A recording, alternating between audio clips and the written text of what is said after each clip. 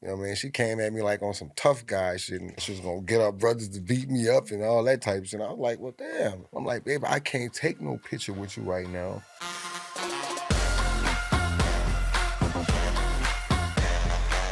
All right, guys. Thank you guys for joining us today on the Elation podcast, where we enjoy exhilarating euphoria through creation and collaboration. Today, we're here with the man, the myth, the legend, Mr. Juvenile. What's up? How you doing, bud? Coolin', buddy. Yeah, good to have you here. Thanks for coming through. It's all love. Yeah, man, absolutely. Well, normally start with kind of an origin story of, where everybody's from, but I have a feeling everybody kind of knows where you're from. So I feel like let's just get right to the music, man. First of all, how does it feel to be back on stage with the old crew? Oh, it's crazy, man. Yeah. It's one of those things like you've been away from your family and you come home for a family reunion, and you just start reminiscing about all the things you did back in the days, and it's crazy, man. For me, it's one of those experiences that I wish everybody could have. Yeah, well, I mean, because you guys were kids when you were getting thrown all around the world, man, and learning all that together and going through the trials of all that stuff, and so you definitely, I mean, you were family before, but all that stuff really makes you family when you go through stuff like that. True. One thing that I've been impressed with has been the grind of both BG and Turk after they got out. And how would you think? I mean, how do you feel that they're doing? Like personally, because it seems like they're really handling everything right. And because it's a hard transition to come out from. It is, man. A lot of this question, is better, probably better answered by them. But for me, from my experience, you're an older brother to them. Yeah. But from my experiences with them, man, it's like they just trying to catch up with everything that's going on. Right. Being social media or something that's new to, not just to them, just new to me too. Even though I haven't been locked up, it's kind of new to me too. But they just got out, man, and hit the wheels rolling, man. Yeah, that's what it seemed like. And the good part about it is we touring and stuff right now, so they get to have those same experiences I was talking about earlier. And man, it's crazy, man. BG is working, always in the studio. He got a studio in his house now. Turk got a couple products of his own. He got his book sack, he got his seasoning. And we working, man. Moving, man. Yeah, that's awesome. Yeah. It's awesome. Well, back talking about him in the studio, who was really, when you guys were putting together that first project, who was really the studio rats? Who were the guys that were putting in all the work? Oh, it was all of us. It was all of you? It was pretty, because we made the studio the club. Gotcha. On the nights when everybody went to the club and kicked it with their crew, we kind of like brought our crew to the studio with us, and we made the studio the club. Yeah, man. We really didn't know who the songs was for. Right. When we was in the studio, we was that much like working together and doing songs together. We didn't really care. We just wanted to be on them. Yeah. Right. Just doing music. What were some of your favorite experiences of studio stuff? Like, what was maybe on that first project? What was maybe your favorite song that you guys put together? My favorite song that we put together, on the first project, I would say the Hot Boy song, because it was one of those things where the song came together real quick because we was in Houston. Right. The song came together real quick, but we all put our own special input into it. And again, Manny Fresh did one of those 2-minute beats where he put the beat together in 2 minutes, and we came up with something that's classical, man. I think that we could sing right now on stage and people still get a good reaction from it. Right, man. Well, it was an organic thing, man. Like, it was. And that stuff comes through when it's being recorded. Those energies, those vibes. Well, I love your show, man. Like your new show, putting a band together and all that stuff. How's that been? What was the idea that sparked, man, I got to get back on stage and I got to put a band behind me? Well, really, Trombone Shorty, my man John Baptiste, C. Smith, the guys around me, they really was telling me for a long time, man, you need to put together a band. And it just so happened the opportunity came for me to do Tiny Desk.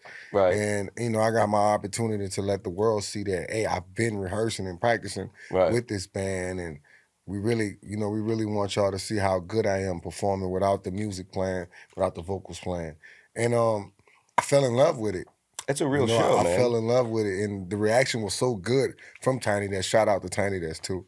The reaction I got was so great from it to where now I don't think people want to see me on stage without a band. No, it's almost going to be awkward because, it's such a good show, and I think that's also what separates real artists, from one-offs or social media stars.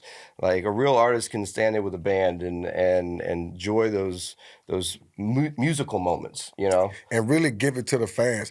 Fans, I feel like they deserve to hear these songs the way they heard them on a record. They deserve to hear the artist interact with the audience and sing these songs and see if he could really sing them, if he sung them or somebody wrote them for him. Right. That's the questions that people have in the back of their mind. I know I do. Right. When I hear my favorite artists and I go to see them perform live, I really want to see them sing these songs. Yeah, well, and if it's your words, you're going to feel it different. Right. Right? Right. And you're going to notice. Right. And you're going to know how to express it to the fans, not just get up there and just like you're lip syncing. Right. Yeah. 100%. Well, I mean, talking a little bit about real artistry and stuff, that's real live bands are how I think we're going to separate ourselves with the AI situation too, because that's one thing the AI can't replicate. True. True. I didn't think of that, but true. They can't replicate that. No. Not live, no. Not that live feeling, those moments, the connections with the fans and everything that they feel. How do you feel AI is going to affect music? I mean, it's already affecting music, right? Cats are doing songs with artists that I know are deceased. Right. And it sounds just like them. And I heard a Biggie record, I think. I don't know who put it together, but I heard a Biggie record. I'm like, wait, hold up. That's... Some of the stuff he's saying, it's after his time. Yeah, so that's scary. It is. And I actually heard somebody do something with my voice, and I actually seen somebody take one of my songs and make it like an old school record, and made it like people would call me like, oh, we found out you got back that ass up from this old group. I'm like, nah, bro. That's AI, You stole it from Motown. Yeah, that's AI game, bro. That's AI, bro. But that's where the game is at. And with me, I always tell all the youngsters, man, get with the technology, figure out a way to use it and manipulate it where it could help you. It's a tool. Yeah. It's a tool, but it's definitely scary. It's definitely scary. Yeah. The thought is, and I think the new copyright that you can do is you can actually copyright your voice so that they can't replicate it. Yeah. I think there's something that they're working on. They're going to have to because of AI. Yeah. Because of AI, yeah. Yeah, 100%.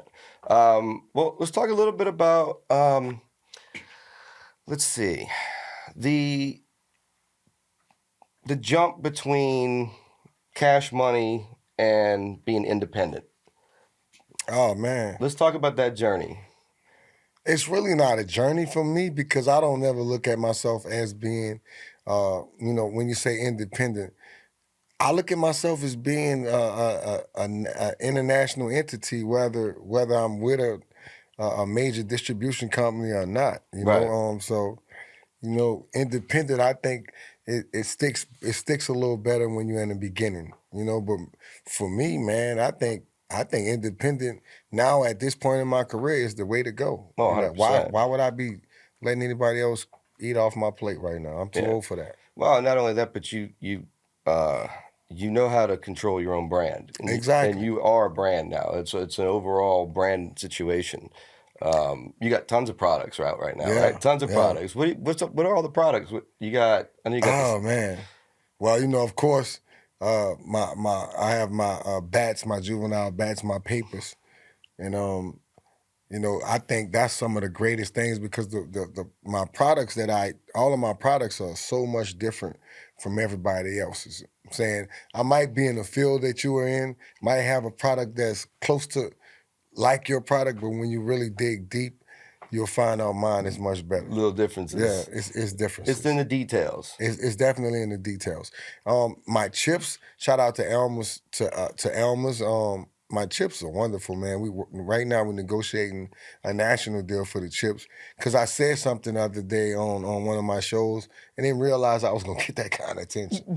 And no disrespect to Rap Snacks, but I was just saying the truth. They didn't give me a deal, so shout out to Elmer's, man, for showing me love. And we got a couple things going on. The Juvie juices right now, we making different flavors, but Juvie juices all over the southern region right now. Yeah, I was in Seaside a couple weeks ago. Walking the liquor store, and there's a whole thing of Juvie juice in there. I was like, all right. Yeah, man. Just moving around with it.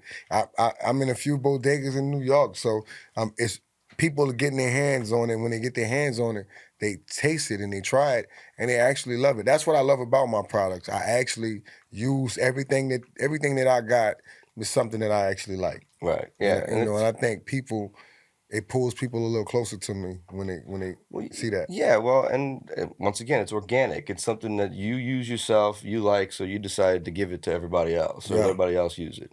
And I think products are the way to go nowadays because music used to be your product. It was at one time. We had CDs and tapes and stuff like that, boxes and boxes of that. Thank God we don't have to do that anymore. I'm just being honest. I was one of them cats that had to carry his own CDs and tapes and stuff like that to Southwest Distribution. Oh, yeah. Robert Gilliam, remember him? Robert Gilliam? Absolutely. So, yeah, I used to have to carry my own stuff. So, shout out to the cats who did the hard work to get to now. But, man, I'm just glad we don't have to do that no more. Yeah, that was definitely a different world. I mean, I feel like there's goods and bads about it for sure. But how do you think streaming? Do you think streaming's helped music and done well for the industry, or how do you feel about streaming?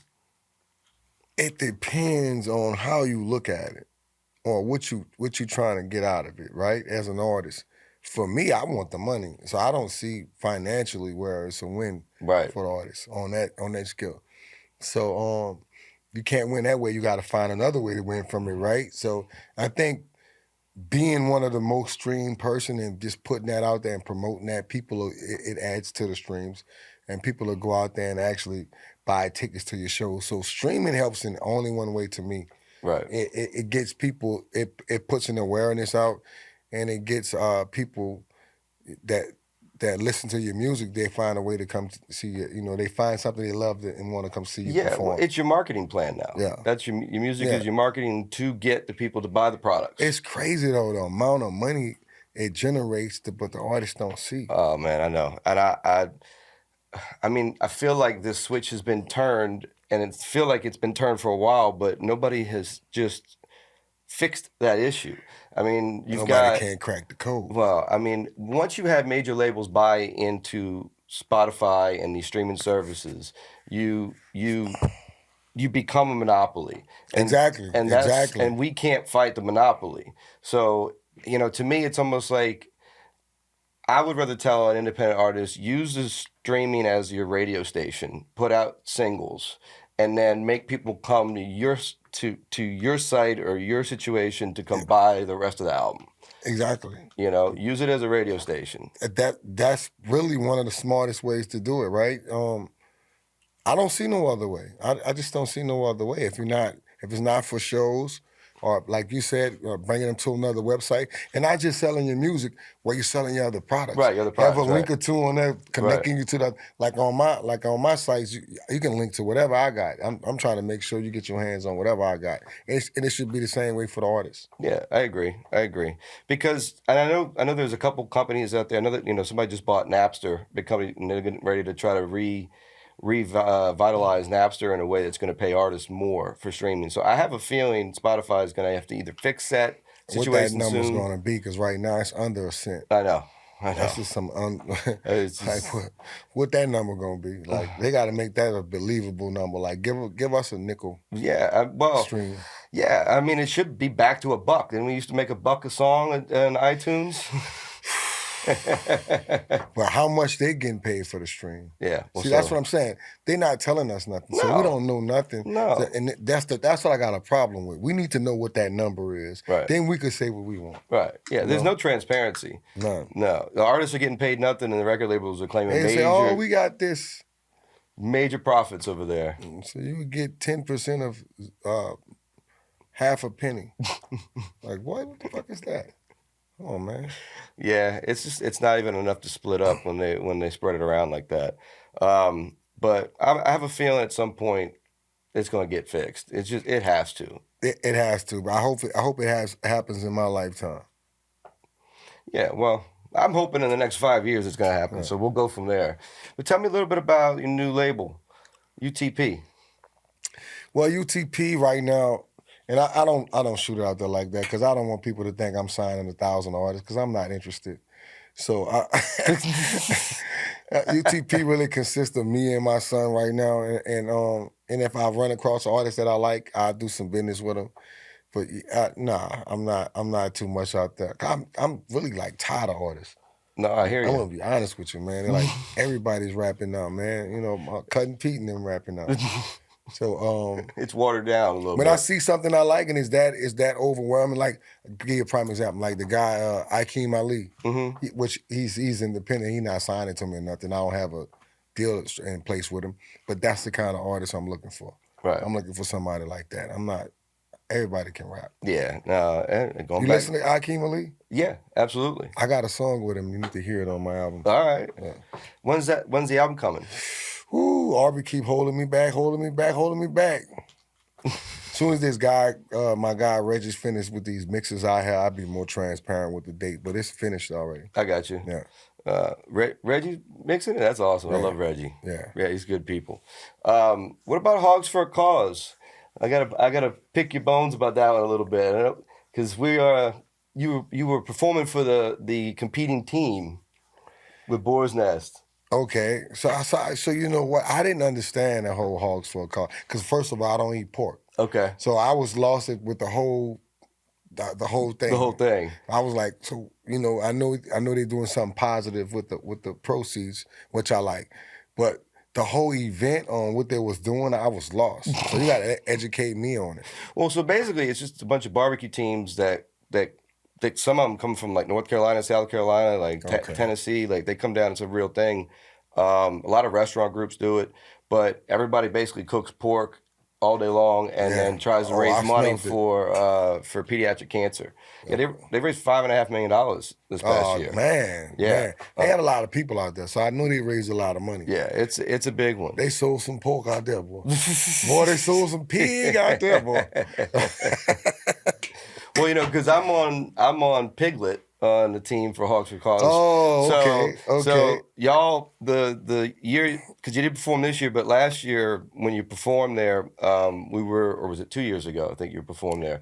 I think it was the year before. It was 1 year. Yeah. 1 year, we were competing teams, and you guys beat us out that year, and then you didn't go the next year, and we won. So, okay. So I want to thank you. Dog. No, I want to thank you. No, for not showing up. For not showing up. Could you let me throw the party? Yeah, I ain't mad at you. Hey, Juve got love for everybody, man. Everybody. I show Dave some love too. Yeah. That's awesome, man. That's awesome. Well, so when's your next shows coming up? Well, we got Atlanta. Is that Cinco de Mayo in Atlanta? Well, we got Atlanta this Saturday. Okay. I'm saying wrong. So we got Atlanta this Saturday, and tomorrow I'm doing the teachers convention. Okay. At Champion Square. I got you. So, but after that, I got like 15 shows with Wayne, and I got another 20 shows with the Cash Money Millionaires. So it's gonna be the rest of my year is pretty much. I got 65 shows. The rest of the year. That's awesome. My year's gone. That's awesome. That's awesome. Which I think is great. Yeah. Yeah. I mean, good job, Aubrey. Yeah. I mean, what better way to make money off your music than to actually go out and perform it for people, you know? Man, what? And like I said, man, that show with the band is just so good. Thank you, brother. It's so good. I want to talk a little bit about personal stuff because, you know, you've always been a solid guy, always, and through all the industry stuff, you know, you hear a lot of things go left and right with people. You never really hear a left and right story about you. Everything was kind of always stayed straight. Do you think having a long-term relationship helped you do that with your wife? Probably. I think just the fact that, you know, I think my wife definitely keeps me grounded and keeps me, you know what I mean? I know, I can see that. You know, so I would say she have a lot to do with it, but these last 10 years, the first 10 years, not so much, but these last 10 years, these last 12 years, 11, you know, my math is off a little bit. It's been a whole lot of support from my wife. Right. Because, you know, I saw a lot of ups and downs in these last few years. And now it's the highs, man. And we just enjoying our life right now, man. But I would tell anybody, man, being married for 20 plus years, probably me asking my wife to marry me when I was so young was probably one of the smartest things I did in life. Right. Which my family members, some of them, I'm not going to say all of them, they thought it was one of the craziest ideas because it was like, you're young, you still got a lot of things you might want to do. Right. I'm like, nah, bro, I'm through. I'm done. I done did all what I want to do. I'm done. And I think everybody should have, especially in this music industry, especially if you're out here in this artist world, whether you're a painter, you're doing music, whatever you're doing, you should have that good support system. Right. And I think my wife is heaven sent. Yeah. Well, I say that because I know you guys are close, and you know, getting to know you, you know, obviously I can tell how close you guys are.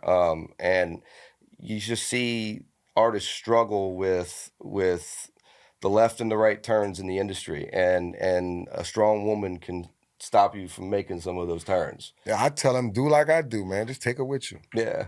Take her with you. Yeah. Man. Make it fun. Let her have that experience with you, and then you'll see. Then she'll understand. You know, my wife understands everything I'm doing out here. And at first, she was like, "You ain't have to do that. You ain't doing this. You ain't doing all that." Now she like, "Okay, yeah, I know." Your dad was like, "Yeah, my days be going bad sometimes, and you'll call and you'll think it's going so great because you see me on social media, and it's not going like that." Right. She's like, yeah, right. So now she comes out and she sees. She's like, "Okay. You make it look good." Yeah, there's a lot of stress behind all that. That's the job. My job is to make it look good. You know? Yep. Well, that's awesome. No, and you guys are a good, strong family. And what's it like seeing your kids now older and getting involved and wanting to be, you know, do something with the products or the industry, the music? Like, what's it like watching your kids do all that stuff? Well, they got their own thing. You know, my sons, you know, they pretty much got their own things, their own agendas and goals that they want to do. I'm just trying to be here to facilitate them and help them with that. My daughters kind of like, they're the same way, but my oldest daughter is kind of like a mama a little bit to me a little bit. But she's kind of like the backbone that keep them together, right? And they stick together like glue. They got these plans and goals of their own that they plan on doing that they talk about on the phone because they always on. I got 4 kids, right? And they be on the phone every day. You wouldn't believe it. They be together. They talk about everything. So my job is to try to facilitate what these goals are with them. So and I'm loving it. Just having all 4 of them down here with me. I'm loving it. Yeah, I can't even explain, you know, it's something that every parent wish they could have. And the fact that I got it, I'm happy. Absolutely, man. Well, it goes back to having that strong family. You know, you guys showed them what it's like being a family. And you know, usually when they get to a certain age, they get away from you. They break away away from you. But mine is different. Mine like you know, because I'm a cool daddy. Yeah. I'm known as being a cool daddy. I don't be. I would assume that. I don't go crazy on nothing. Now, I have my days where I get mad. I don't like something. I let them know I don't like it, but. Generally, I'm a cool dad. I know when you don't like something, you speak up for sure. Oh yeah. We actually, funny part because we actually met, and I'm saying this because you know I know how strong you protect that from the industry, me and your family, and how you separate that from the industry shit. You know, but we actually met, or I say, I approached you at Ruth Chris's. Years ago, like 7 years ago, when I was getting ready to move back from LA. Oh, I was in there with the fam. You and your wife, and you were sitting there. I probably wasn't having it. Oh, you were not having it. you know, and I understand it, but you know, like I took that moment. I was like, I wanted to go introduce myself, and I had just produced one of the songs for Rossi, and you put the feature on it. Yeah. So anyway, I just came up and say something, and not right now, man. I'm with the wife. Yeah. I'm gonna cut you off. I'm not gonna let you get. You're not gonna get the way you're trying to go at with it. You're like, yeah, bro. This ain't the time, brother. Nope. Yeah. No, but no, that's funny moments. No, but I definitely appreciate the family man you are, and give you your flowers for that, man. Because Man, thank you, man. It's You're a family man too, now. I am. No, I am. You That's why we get along, I think. Yeah, We're real on man. that. Thank you for inviting me to your birthday too. I appreciate It's that. all good, I had man. a good It was time. a great experience. The gifts, the card was funny. You Yeah. Cards was great and funny. But man, that was a great experience, man. I really didn't know who was gonna be at the party, truthfully. But I said I want to have everybody that I deal with on the regular, I do business with, like I do business with you. I want everybody there, and my daughter, shout out to her for making it happen, man. It made it happen for me. Oh, it went off smooth, man. Yeah, It looked like a lot of fun. Yeah. And then they did the show with what's his name? He went and performed. Oh, Trey Songz. Yeah, with Trey Songz. Lloyd came to the after party. Yeah. Well, the birthday party. The birthday party, yeah. / after party, because it was their after party also. But yeah, man, they got on stage and performed for me, something that I didn't see coming either. I didn't know they was going to sing songs. Give you a story about Trey Songz. Trey Songz was in New Orleans with me in the beginning of his career. Like when he signed to Atlantic, they sent him down here with me to get some more experience in the studio and pick up some of them, pick my brain a little bit. And I showed him some things. I showed him how to record itself. I taught him about Pro Tools and stuff like that. And I was telling him, like, bro, you young, you need to make songs for young people. You're making songs for older people. Like, you got a beautiful voice, you got a great voice, but the songs you're making sound like songs for somebody that's like 10, 15 years older. Right. You need to sing for your generation. Right. And because R&B can get like that.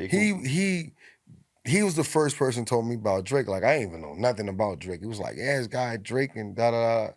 Like, yeah, I'll shoot it off.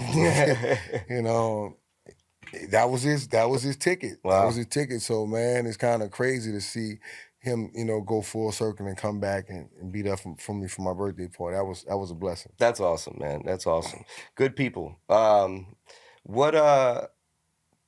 about that, how many relevant artists do you think you've helped tailor their career a little bit or helped along the way?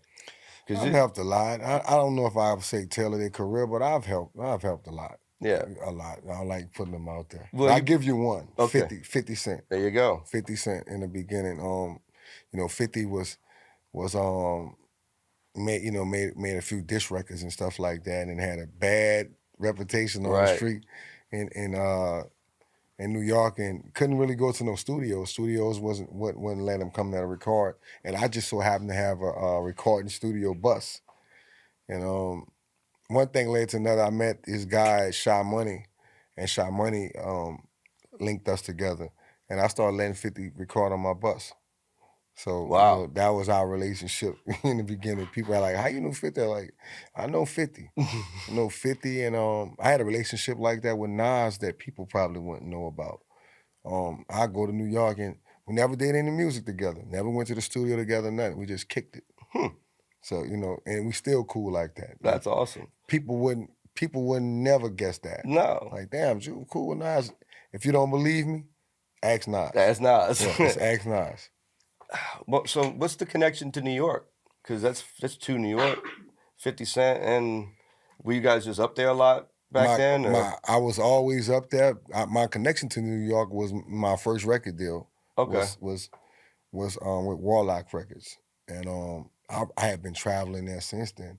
When I got with Cash Money, we signed to Universal. Right. And here we go again, backwards and forth to New York. So I always went backwards and forth to New York, because once I got there, I started having, started creating relationships and stuff like that with different cats. Wind up having friends there, and then my brother moved there, so now I got family there. So it always been one of those places that I enjoy going to. I've always traveled to New York and always will. That's awesome. I love New York. How do you feel? And I'm a Yankees fan too. Okay, all right. Let's throw that on there. All right. Compound that. Compound that. Well, how do you feel New Orleans culture is thought of outside of New Orleans? How do you feel like Because you traveling One around of so the things much. I hear a lot about New Orleans culture is they say the baby. What's that, the baby? I hear that a lot. And they bring up voodoo. They bring up the voodoo. They always got to bring the voodou up. I'm like, man, y'all say that like you bring it up like it's a bunch of people walking around just putting like pinning spells dolls. on, yeah, putting spells on people and shit. I'm like, but that's not our reality. And I'm like, of course they have voodoo. They have people that practice voodoo. Oh, I'm not gonna lie, Like, I've definitely. I don't know them. I'm like, bro, I couldn't point you one of them out. Like, I don't personally know them. Like, so I don't know. I'm not saying it's a lie, but I don't know. I don't know nobody that ever had a hex on them down there. I just don't know. That's funny. I think New Orleans probably the whole city had a hex on them. Right, yeah. So I can say that. Well, we were the pirate city, Yeah. so. Well, we was the murder capital for like 10 years straight. If that ain't a hex, what the hell is it? What the hell is it? Yeah. Yeah, or can't keep a city official out of jail. What kind of hex is that? That's a hex. That's a hex. I think there's a lot of personal wrongdoings on those things too. And from what I'm hearing, there's gonna be some more city officials going to jail. Know. So that's not gonna be a good look, but it's where we go. Dominoes. You like playing dominoes, don't you? Yeah, I'm a master of dominoes. I don't like playing dominoes. I actually know the guy that makes the dominoes. I'm actually friends with one of my best friends that makes the dominoes, Billet Bones. What? Yes. So one of my best friends, I'd be kicking his ass. And anybody, all these celebrity cats, they always try to play me, like, and they lose, So my next victim gonna be E40, Don Cheadle. I'm gonna name them because these motherfuckers be talking shit. Don Cheadle, you, E40. Who else it was? It's a couple more people I'm missing. I want to say Too Short. It's a few more people, but because Andy Anderson, my guy, we shot a movie together. My guy, he came out here talking some shit, and I beat the dog shit out of him multiple times. And he went told Don that you think he the man. So now I got to just show everybody. Now you got to show everybody. Yeah. So whoever wanted, man, I don't care where y'all at, man. I was gonna go out for the championship because it's a dominoes championship, just like they have the poker championship. Right. It's a dominoes league. And my guy makes the dominoes for the league. That's crazy. So I was gonna go just to play this to show people like I'm up echelon with it. But yeah, y'all don't. I played with cats straight out of penitentiary. You don't want to play me in dominoes. Leave me alone with that. Who you think is your favorite person that you played with? Man, it's a lot of people. I'm gonna say Andy Anderson. Okay. I'm gonna say because he hate to lose. You gotta see his face, bro. And he'll curse you out and all that. Like, motherfucker, that ain't how the shit go. Yeah, he got his own rules set in his head too. So yeah, it gotta be him. That's funny, man. Is that something you just picked up playing one day when you were a kid and just stuck with it, or? Growing up in the projects, man, you find things to do. Right. We always didn't have we didn't have the best parks or facilities like that to go to after school. So you find things to do, and that was one of the things that we all enjoyed doing. The old timers, that was our connection from the young guys with the older cats, because there wasn't too many younger cats gonna play dominoes. Right. The older cats get you out there and like, man, talking to you like they know what's in your hand. Well, they pretty much know what's in your hand. Right. But you'll think they looking in your hand the way they treating you. Like, damn, man, motherfucker, ain't let me get a play. And you ain't gonna play. He can't play. Talking over you and shit like that. That's funny. That's where I got schooled from. So I learned how to play dominoes from just really getting my ass whipped a lot. Yeah. Yeah. But that's how it starts normally from anything that you want to, dive into and learn. Normally you get your ass kicked a few times and then you start to learn. Yeah, my connection, we didn't play dominoes, but Boo-Ray. We used to play Boo-Ray all the time when I'd play with my dad and his friends and all that stuff. Okay, what's Boo-Ray? It's kind of like Hearts. It's a card game? Yeah, it's a card game. Okay. But yeah, I'd let my dad's friends get drunk and start playing Boo-Ray, and I'd walk away with a couple $100. Oh yeah, hell yeah! Now see, we'll play dominoes for $5, but it's hard to get them to pull money out on dominoes. Right. Nobody they want to. It takes the fun out of it when you put the cash in it. Yeah. Money ruins a lot of fun on that side. Why don't you just give me your top 5 Mount Rushmore of what? Of rappers? Rappers? Yeah, it's so hard artists. to do that. I know. It's so hard. But you're lyrical, so I want your lyrical artist. That's what I want. Okay, so I'm gonna start from we're gonna start back from the first. Okay. Oh, lyrical. LL Cool J. Good one. That's where it gets ugly. No, good. Eric B. and Rakim. Say Rakim, I ain't got to say both names. Rakim. I can't make no list without Ice Cube in it. Like I can't, and this is where I get stung at because I want to say Tupac and Biggie, but I never go there. I always say Ice Cube, Scarface. Damn. Lil Wayne. There you go. That's it. There you go. Yeah. I think it's, because I see why I get caught at too, because I want Andre in there. Right. That's why I get caught at with It's hard to pick five. It's just hard. It's hard to pick five. It's hard. Because I feel like everybody's got their own moment in your life. Like when you. But we going from my era, so I gave you a little bit of I gave you a lot of my era and how I feel now, because I feel like Wayne is the greatest rapper of all time. Yeah, that's how I feel. No disagreements with you. No disagreements with you. Especially, I don't think anybody. I've been in the studio with him a million times. I've been around him. I know how hard it is to just come up something right off the top of your head, and he one of them. Jay-Z is another one. I would put Jay-Z at 2, but Wayne to me is the greatest of all time. That's awesome. What's your craziest fan experience? Remember that song when I say some old glitter face, blue hair, funny? She was a fan. Oh. Yeah, she was a fan, but when her approach, the way she came at me the wrong way. You know what I mean? She came at me like on some tough guy shit, and she was gonna get her brothers to beat me up and all that type of shit. I was like, well, damn. She said, I love you. I'm like, baby, I can't take no picture with you right now.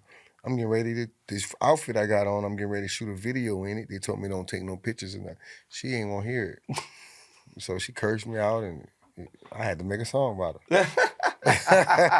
And she sued me. So that's one of my illest fan experiences ever. I'll never forget it. That's a pretty bad one, man. And she's from New Orleans. And she's from New Orleans? Yeah. Oh, man. Well, that's why she wanted the picture so bad. Yeah.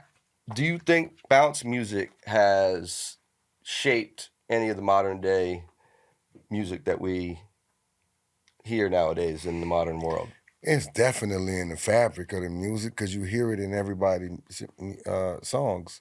I wouldn't say shaped it. I would definitely say it's in the fabric. Yeah. So, man, what I mean by in the fabric, it's not too many club songs or booty shaking songs where you got to use it. Right. Like it's incorporated in everything. So it's definitely in the fabric. Yeah. I agree. I think it's definitely a part of... it is the party. So when you get down to it, they take elements out of it now. Like some people just use the clap, clap, clap, right. Clap, clap. They take little pieces and bits. You might hear the bitchy. All right. And, right. They take little pieces and parts out. It's everywhere now. Well, awesome, man. Well, thanks for being here today, man. And I appreciate the conversation. And I did want to ask a couple questions about Elation and what you thought about this place. Truthfully, man, it's one of them spots where if you hear, and I'm going to be honest, and I'm saying this to y'all artists, in Atlanta, you get studio time in the spots where you think all the stars going to go to, right? And hopefully you'll bump into one of them. This is the spot in New Orleans, fam. This is the spot. You know what I'm saying? Ain't no telling who you gonna bump into. But make sure you book you some time in here, man. Get you a little room if you can't afford the big room. Book you some time in here, man. And make sure you come in here and tell them your boy Juve sent you. The quality, the hospitality is like none other, man. And I'm telling you, you're gonna enjoy it. Make your hit while you're at it. Oh, man, appreciate that. I need my money for the promo, too. Yeah, got you. Yeah.